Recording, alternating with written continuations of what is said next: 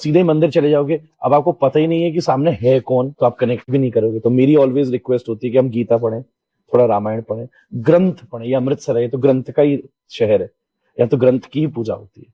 तो मैं तो निवेदन करूंगा कि ग्रंथ से ही हमारे यहाँ आज्ञा शुरुआत कीजिए, या माला जाप करें, फिर धीरे सब ट्राई करो। हम सब चीज ट्राई, कहीं ना कहीं आपका कनेक्शन होगा। और महाराज जी जब आप माला कर रहे हो और माला करते करते कहीं और पहुंच गए मेंटली, तो वो रेलेवेंट है।